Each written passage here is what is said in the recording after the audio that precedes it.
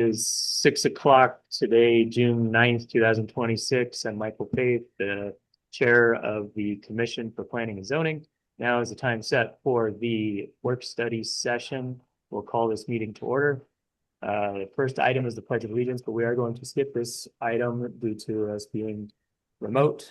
And then on to item 3, call to the community. As this is the time and place for citizens who would like to address the commission on non-agenda items. I'm not seeing any citizens. Can the city please let me know if there's anybody that needs to talk? Jerry, you're correct. There is no request to speak today. The information regarding tonight's meeting was posted in accordance with all requirements, including the meeting ID and passcode, should anyone would like to join us this evening. Fantastic. All right, on to item 4, business A, citizen review, accessory structures. This is a presentation on discussion related to the proposed zoning code text amendment regarding section 31 for accessory structures. I will turn it over to you. Chair, thank you. We have, with all these sort of work study sessions on text amendments, there's always 2 items. A is the citizen review. At this time, we have no citizens in attendance online that wish to discuss the item. It is, so if it's all right with you, we'll move to item B. I do that every single time. That's okay. On to business item B. Thank you. Which is the zoning code text amendment, section whatever it said. I'll turn it over to Randy. Okay. You changed the screen on me. All right. So section 31 regarding accessory structures, and Chair, it's been a little while since you've heard this conversation. For the other commissioners, they've heard it ad nauseum, as well as city council's heard it ad nauseum. So we're just going to do a really quick recap of where we are this evening. So about a year and a half ago, I would say at this point, staff initiated very thorough research to observe and record and document accessory structures in the city. There was about 600 of them. We started a conversation in December of last year about what we wanted to do about it and what changes that we may or may not want to make as a commission that recommends items to council for approval or denial. And really, we were directed, I'd say, in February, March by council to focus only on the worst case scenarios. And in that regard, the worst case scenarios were accessory structures taller than the fence at a 0-foot setback to their neighbors. This led to a lot of discussion amongst the commission about what makes the most sense as far as heights and setbacks and other parts and the provisions that could be examined. We took all of that feedback, and again, this is just recap at this point, so excuse the history lesson. We took all of that feedback to council and gave them a comprehensive approach to updating this code. Council then requested that we only focus on, again, the worst case scenario. When that was brought back before commission 2 months ago, the item was tabled because there was a desire from this commission to see a comprehensive update as mentioned. Council then subsequently tabled the motion 2 months ago, and this was brought back before commission last month for further examination. In last month's conversation, we instead of zig, we zagged, I guess is the easiest way to say it, for Chair, for your recap. Instead of, in the commission's opinion,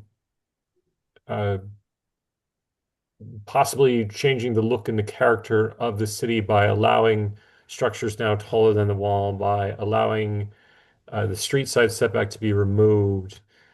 Instead, our focus really shifted on some key elements to better the community in the commission's opinion, and clean up some other points of that. What I mean by that is because there's been a zig and a zag a few times here over the past 7 months, council has asked us to hold this work study session with you. As mentioned, you've already made a recommendation as a commission. Council has already introduced your language given to me last month for adoption next week. Ahead of that adoption, They wanted this, I guess you could call it a surgical pause, to have one last conversation ahead of their vote. Now, I reminded them last month that as a council, they act on your recommendation. They can modify your recommendation as they see needed. So the intent of tonight's meeting is just to make sure that there is no further changes to be made. This is a work study. I'm going to pause frequently to see if there's any discussion about what I've stated so far. Yeah. Do I understand you correctly that we made, and I missed a couple of meetings in here, and I think one of them was on this. So we made a recommendation to the council. Council looked at our recommendation and said, you guys did it wrong, try again. Is that basically where we're at? Chair, I'm not going to say those words back to Okay. you. Okay. I You want will, us to relook at it? I will modify.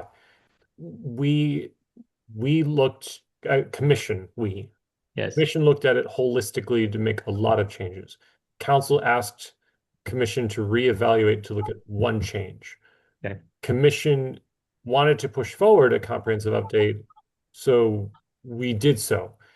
The irony is that the tailor-made focused council directive is no longer part of the direction of commission as of this meeting. And I'll continue my recap on the subsequent slides just to fill that out a little bit more. Any other questions right this moment?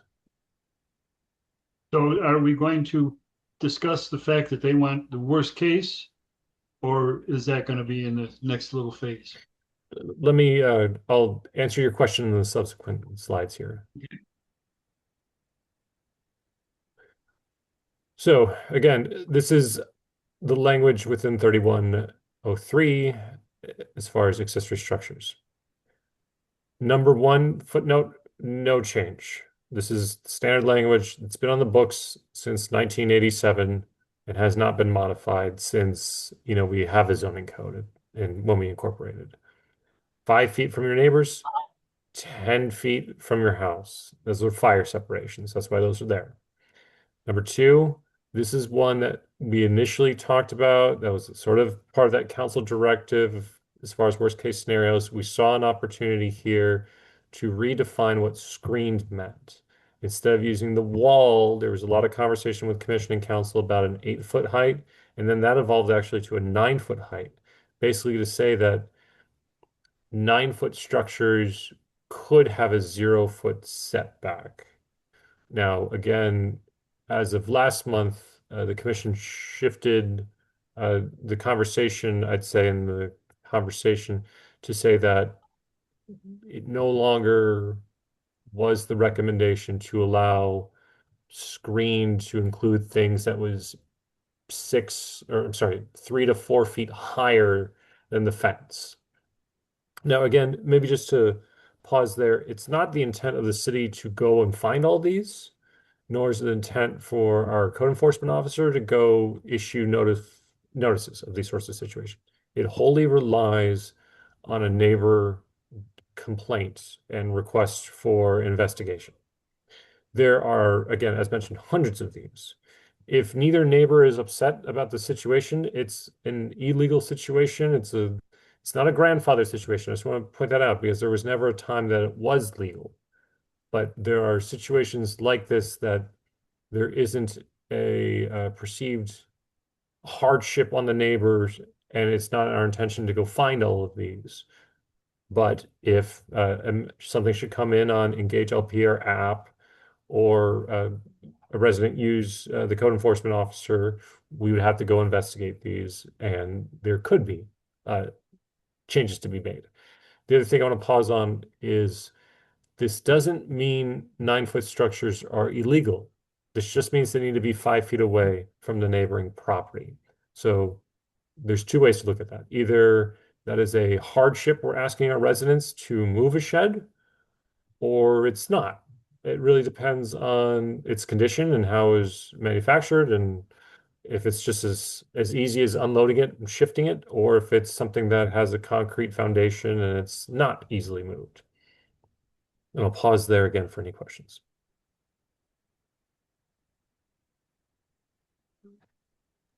All right. Not seeing any, so go ahead.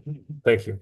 So number 3 here, I'm gonna minimize this because I can't see myself. Number 3 here. Accessory structures with a height greater than the height of an opaque perimeter fence. A wall, I don't know why we say opaque perimeter fence, it's a wall, but 10 feet in height or less shall be set back from the property lines at least 5 feet. Now, again, this is what council asked us to, I guess, reconsider one more time. The original, I don't even know if it was original. At some point this past spring, the thought was to address these situations for tall sheds on property lines. It's no longer been the commission's desire to change that. So you won't see any strike through or underlined or all caps text here because our recommendation as introduced last month did not change any of this. 4, that's the step back setback. As you increase from 10 to 15 feet, you need to add an additional foot of setback. 5, the commission was considering to change as of last meeting. It is no longer being considered to be changed. The commission, in this situation, and staff's motion does not include any changes to this, so they still are not permitted along the street side setback. 6, there's never been any discussion or need for change on this. Think of like Redondo, Palm, those sorts of blocks that have alleys. They can continue to have alleys. They can continue to have garage access from them. Shade accessory structures. If you haven't followed state law just changed on shade accessory structures. I'll come back to another time when I want to talk about these again, and we'll update our code probably when it goes live in state law in September, around then, to talk about shade panels and how that's changed. 8, guest houses, no change in this language, but 9 is where we commission have looked at a possible change that was introduced again last month at City Council. This is for golf cart course lots. Excuse me, I do that every time. On Old Litchfield, Bird, Oro Vista, Acacia, a little bit of Fairway. If you have side yard view fencing, you've essentially prohibited from having accessory structure. We are changing that with one little bit of additional language and stating the following: for all accessory structures containing one or more walls. Excuse me, that shouldn't say more than one wall. Let me change that. That is fixed. Excuse the pun, Commissioner. That is fixed in the council action.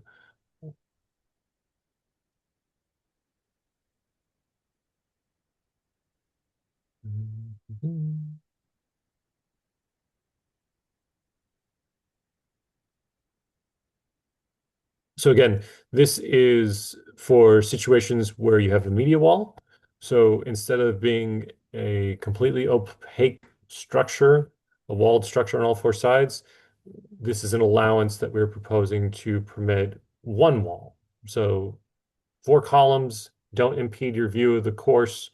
One wall would be permitted on any of those 4 sides so that there is a more enjoyment of your backyard, but also not disallowing historical allowances of your neighbors being able to have a more panoramic view of the golf course. I'll pause there for any questions we can. Any questions? Not seeing any. Moving on. Lot coverage. This is a rare situation, but it has come up a few times actually. One house on Estero and one house on Old Litchfield Road. So this would allow the zoning district standards of lot coverage to govern instead of the 500 or 25% max. So no accessory structure shall cause the maximum lot coverage applicable to the lot to be exceeded. So use the district allowances as stated, and no accessory building shall exceed the size of the principal building.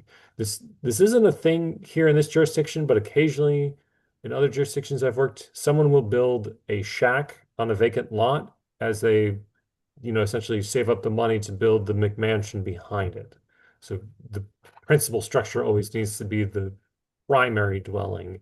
Any subservient structures shall be subservient and smaller than the principal building.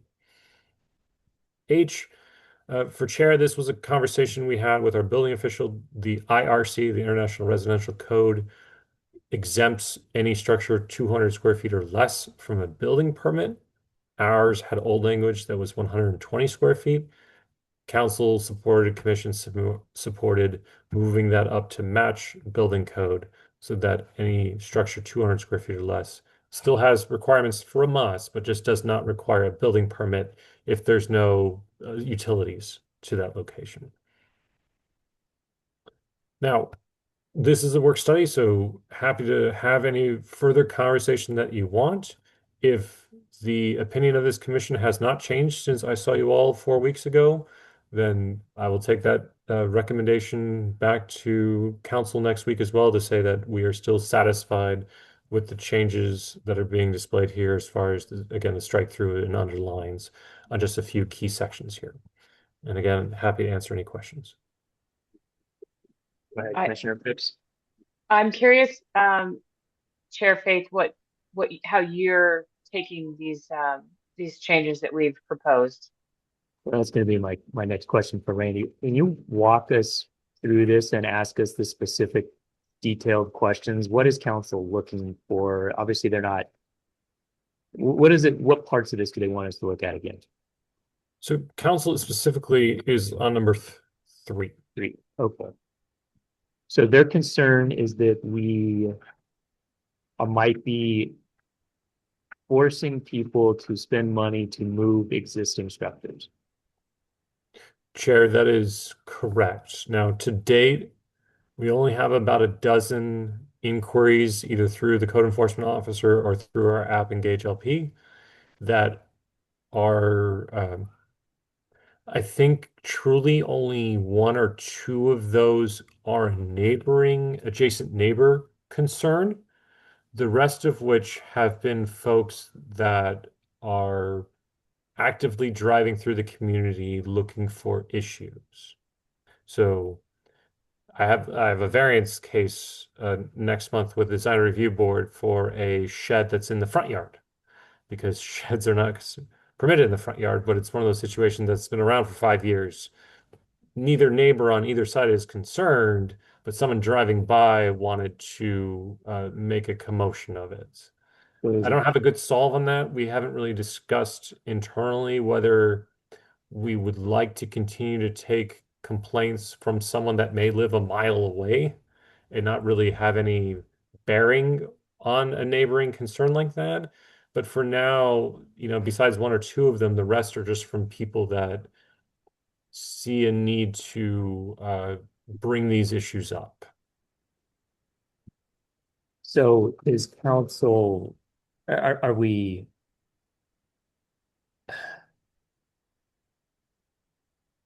So do they want us to just put in a date and say everybody's grandfathered in until a certain date and then say this only affects people moving forward?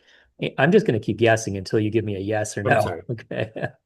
Sure. And it's ironic because the vice mayor actually proposed a place and time ordinance change. So I think there's something said there about an apple and a tree and where it falls. But Yeah, I don't have any insider information on this one. Okay. I'm just randomly guessing. So well, you're a great guesser. there we go. So thank you.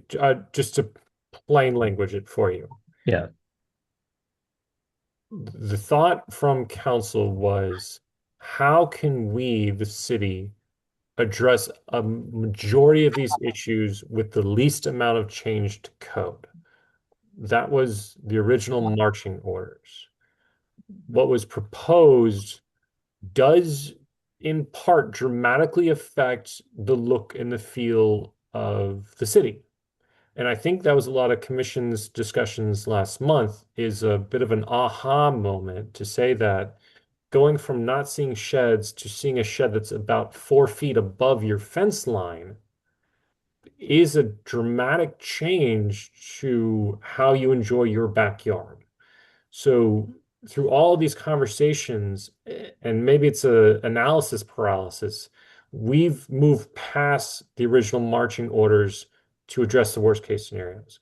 Instead, we've looked at how can we improve other aspects of the code by the golf course lots now having the abilities to have ramadas with a wall, by allowing folks with larger lots to have larger accessory structures and to exempt more people from a building permit for these sort of simple structures. Sorry to interrupt you. So are all of the items that you're showing us, are these what we're considering worst case scenarios, or is there? No. Okay, which one in here is worst case scenario? What does that mean? Sure, thank you. So, and just to put a button on that one, council did support all the other changes we're being shown tonight. So Okay. that's all good to go. All right. They're in support of that. So they really want us to look at number 3. If they really would like one last consideration of number 3, where we were headed was that what is considered a screened accessory structure was going to be up to 9 feet in height.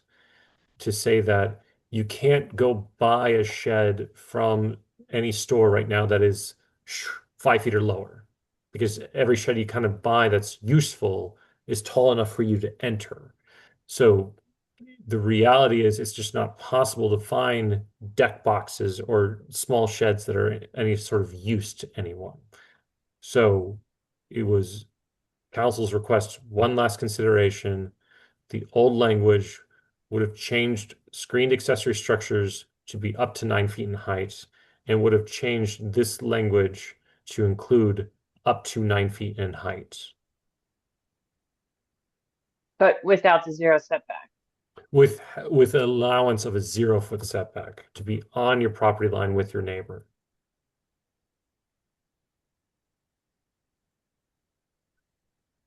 Now, I've been very, I guess, impressed by all of you, because this has been an evolving conversation, and your commentary and your feedback has evolved from December through May, essentially. And I can certainly appreciate the stance of commission. It's just a quick surgical pause here tonight, just to make sure that no one's thoughts on the matter have changed any more than where we left off last month.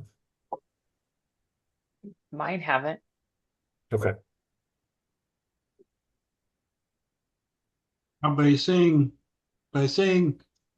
okay to what we have, moving forward, can somebody buy a house, move in, and complain about their neighbor because they're too close to the fence, their lot line, and get the city to act on it and force that neighbor to fix it?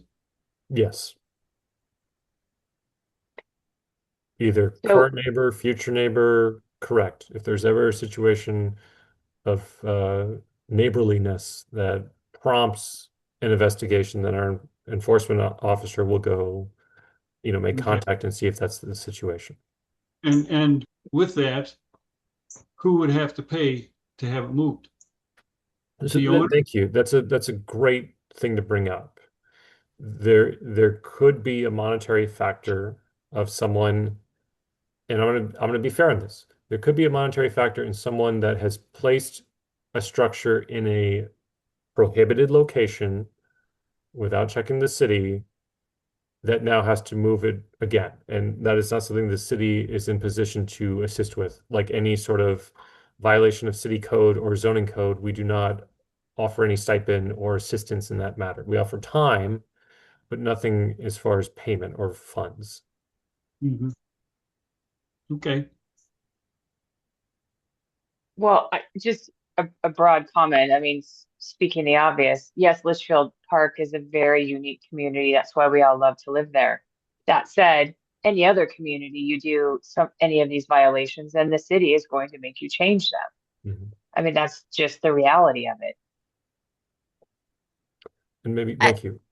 Sorry, go ahead. My concern is that, if people have had certain things in place for years and years, and I know that you mentioned that, that if someone had done something, it's in violation of the law. But I mean, if someone's had a shed up there since the early 70s that has been there since Litchfield Park was a village, which was before it became a town, which was before it became a city, then it doesn't really make any sense for a neighbor to move in and make a move it. At the same time, I also don't think that it's right to have a 6 foot high fence. And then, because the person who moved into this house now wants to have a shed in their backyard, but they don't want to have it near their own house or obstruct their view from their kitchen window or whatever. They want to cram the shed up against, the side wall. So the neighbor has to look at this 4 foot high blockage, regardless of whether it is what it is, because this other person moved in. And so, I mean, I think that it makes sense to have like a set date and say, moving forward, this is what we need to do, and grandfathering things in or what have you. I mean, I don't really, we're not like a cookie cutter neighborhood. And so I don't think that we can just slap one line here and one line there to deal with things. I mean, it's not going to work in this community. Vice Chair, thank you. I will add more information to the conversation. If it predates us as government, then they're grandfathered. No problem. Okay, So we didn't have, thank you. you're welcome. We didn't have rules until we had rules. So until Exactly. 87. June of 1987, there was no zoning code, which means anything that predates zoning code can't continue to exist as is, as grandfathered. Since we became a city and had a zoning code, this language has not changed. The only modification was it used to be a 10-foot setback from your neighbor. And about 14 years ago in 2012 or 2011, it was changed to a 5-foot setback. Now, to your point and to Chair's point, as far as a time and place, I don't have a good way of saying if installed before 2010, you're fine, because it's never been fine. So to say that it's almost like squatters' rights. If you've done wrong, but no one's made mention of it for 15 years, you're fine, because I would either need to get receipts from folks that say when they got installed, or they'd have to have taken a picture of it on the installation day, or I'd have to really luck out with historic aerial photography and hope it wasn't shady that day or there wasn't a tree in the way to know. It's just really hard to make that sort of idea work in a practical sense. I don't know of a good mechanism to make that work. Okay. Does this section apply to casitas as well, or are we really just talking about sheds? So it's accessory structures, and it's specifically the blanket term accessory structures. Right. It applies to anything. That applies to anything: pergola, ramada, gazebo, casita, guest house, not ADU, because we're in the flight path and we do not permit ADUs in the city, but any sort of structure, regardless of what it is, in the backyard.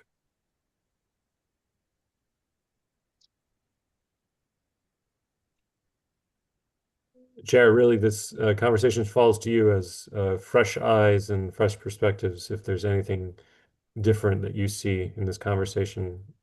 So the council is concerned that the 9-foot setback, or the 9-foot height is too close to the perimeter wall. It's really, they either want to see it set back farther or they want to see it underneath the wall. I apologize. That's if I've stated that, that's incorrect. Council has asked commission to again consider allowing 0-foot setback for 9-foot structures. Okay. This would essentially magic wand 80% of the violations that exist today. I'll counter my points real quick, just as far as consideration. Let's say that there are 400 structures that are impeding upon their neighbor today. I don't have 400 complaints that have come into the city saying that they're all in violation of the zoning code. So if we were to allow and change the code, we'd retroactively permit a 400, I don't know the number, of illegal structures today. They have not been a burden on any neighbor because I don't have 400 complaints. So I think that's almost the counterstance to some of this conversation to support council's request to re-examine this. However, moving forward, just as a whole, this is a visual impact change to vice chair's point that currently there are bad apples that are acting illegally. This change that council is asking for reconsideration would, carte blanche to everyone, some of which may already be set back 5 feet. And with this change, they'll move it to 0 because now they can get more of their yard back, let's say. So just know there's weight behind our words as far as whichever way we go. Okay, I finally figured out what you're saying. So I'm finally on the same page as you. Okay. We're worried about how many non-compliant structures there would be if we were to make this change. We would reduce the number of non-compliant Yes, structures if we took council's recommendation Correct. to change screened accessory structures. Got it. It seems like if we were going to do that, I'm assuming then they would need a date where it says everything after this date, there should be a 5-foot setback that gets rid of the existing non-compliant structures and prevents people from building more non-compliant structures. And I'm sorry, Chair, I'm going to have to ask, are you talking about the text as stated or what we're talking about verbally? What the council is leaning towards. Thank you. If the council's words to allow 9-foot screened, I'm going to use that in quotes, structures to be at a 0-foot setback, then retroactively everyone is in compliance. I don't need to have a date and time because I've relaxed standards. I haven't increased standards. Correct. I've reduced. Then moving forward, are they concerned we're going to keep building structures on the fence line? That's a hypothetical that no one until right now has considered. To Vice Chair's point, that hasn't been a consideration of council to think we're opening the floodgates per se. But this is relaxing of standards with their verbal recommendations. Wouldn't that be the point of then establishing a date that says, look, if your structure was built prior to this date, it can be up against the fence. If it's built after this date, then you got to have some sort of setback. If we make the change they're stating, then no, because their words would say that you can be at a 0-foot setback, meaning everyone that is already is now in compliance. Everyone moving forward can also be at a 0-foot setback. I think maybe I'm misunderstanding you. Are you saying that everyone existing before June 9th can have relaxed standards, but everyone moving forward has? Correct. We'll go with that. Wow. So you've taken everybody that's in existence and said you're all in compliance. But if you want to build a new structure, a new shed, then we need setbacks. Wow. Is that wow is so brilliant, or wow that's super complicated? Well, I think it's a great idea. I think it makes a lot of sense, and why I'm not an attorney, because the way those words have been formed, we can do that. We did something similar with walls. Yeah. You may recall, like it was like June 6th, 2010. We said if you built your wall before then, it's one standard. After, it's a different standard. Mm-hmm. So we can do the same thing here. I'd have. But what did you understand the vice mayor's comment on a date to mean? Not that, but maybe his son was more eloquent. I don't know what to tell you. Gotcha. I mean, Randy, it's Basically, no I would different. I would love everyone to be just grandfathered in right now, but I also don't want to have people right up against the fence line Gotcha. moving forward Okay. either. Okay. So that's basically it in a Yeah. nutshell.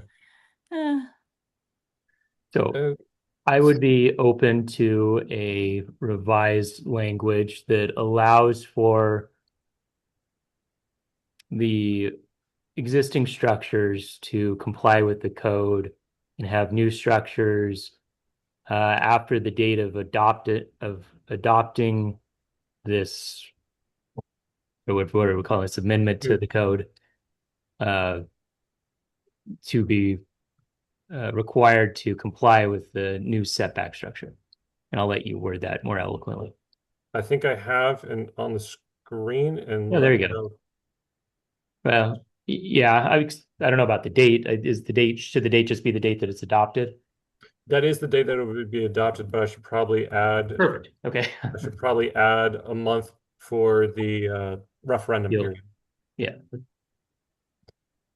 So that would be if it's I think the referendum's 30 days instead of 31. July has 31 days, so it'd be August 16th, 2026. So screened accessory structures constructed prior to August 16th, 2026 may be up to 9 feet in height. I'll have to word that a little bit more with Joe, but I think that's what we're all saying. Well, with the 0 setback, right? Right. That's correct. May have, hang on, let me, So screen accessories size may have a zeros. let's try highlighting that again. There we go.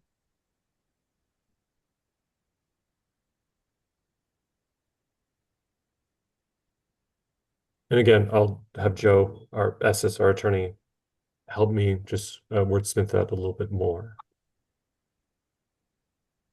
So as long as I understand this goes through, everybody that we feel had their screens, accessory structures 9 feet or less with 0 setback will now be grandfathered as of August 16th. Moving forward, there is a setback now and a height restriction of, what was the height restriction? Commissioner Fix, it is the height greater than, so up to the height of the wall. And if the wall is 5 feet, Okay, it's 5. If it's 6 feet, it's okay, 6. okay. But Can you go then back to the rewording on what you rewrote on that other screen? Because it Okay. didn't sound like it was saying that. Okay. And Okay. I think, let me know when you've read it because I'll Okay. pull. Yeah, I'm good. I'm good. Okay, thank you. Let me.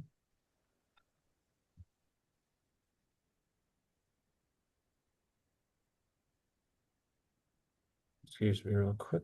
I'm gonna negotiate this. Oh, That's I'm something sorry. you do is put your picture everywhere now? My picture. Yeah, you. What do you mean?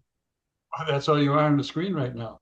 Oh, I'm sorry. Hang on one second. I am juggling screens and I did not even see Commissioner Bohm is on. Hello, Commissioner Bohm.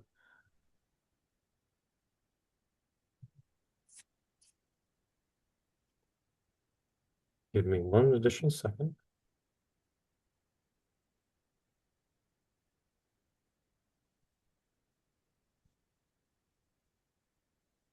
Our zoning code is finally online again once more. Thank you, Maria. Although I don't know how to zoom in. Let me see if I can.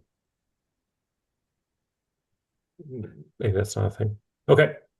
So as talked about the time and place. The design of walls and fences constructed after June 6th. I was right. Hey, just wrong year. 2007 shall comply with the following requirements. So if we wanted to stay consistent in wording, I'd probably need to update this, not like this, but Right. have a, you know, accessory, excuse me, accessory structures constructed after August 16th, 2026 shall comply with following, something like that. And then I would put this independently of that somewhere else.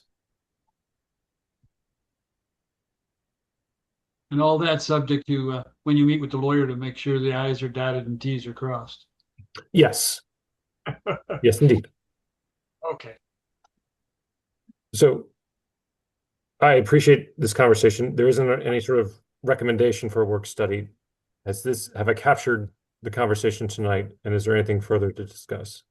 Is that language, should that say constructed before August 16th can have 0 setbacks? Sure. So yeah, But yeah. Chair, I'll work with Joe on this. So Yeah. right now, what I'm saying is that our language as stated for all of these subletters or sub numbers, excuse me, is one thing. You Right, know, that's the way that the walls did it. sure. Everything under, excuse me, B is past that point in time, essentially. So either I I think we're can saying the change same one thing. footnote or I'll make two sections. Okay. We'll trust you. I appreciate it. I mean, I don't have an agenda in front of me, so if you'd like me I to mean- move this thing on, you're gonna have to put it in front of me again. no worries. Thank you.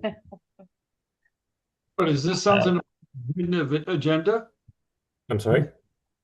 Say, is this something about a hidden agenda? That's- Does That's anybody have any more comments on business item B for the work study session? Do any of the commissioners have any questions, comments?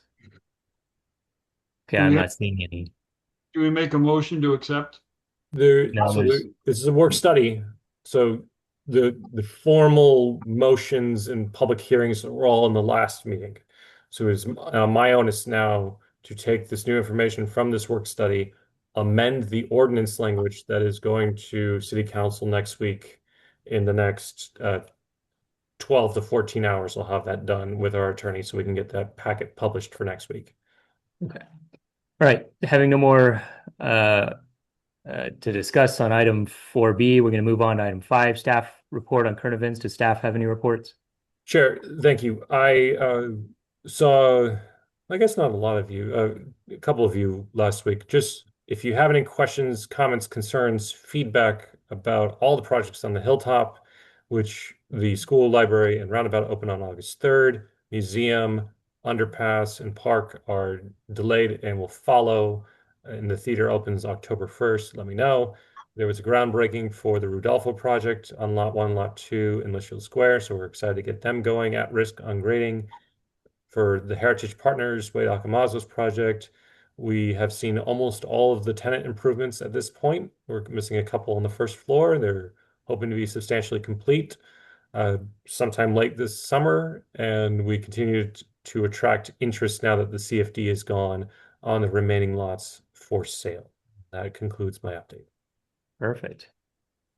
Any questions on any of that for the commissioners? So, Chair, we can't take questions because Okay, no. gotcha. It's an item that is Item specification. 6, commissioners report on current events. Do any of the commissioners have any reports? Seeing none, we'll move on to item 7, executive session. I see no reason for an executive session. We'll move on to item number 8, adjournment. Do I have a motion? Bob, Gary, motions, and our vice chair. Seconds Vicky. it. Thank you. All those in favor say aye. Aye. Aye. All those opposed? None. Okay, we are adjourned. Thank you.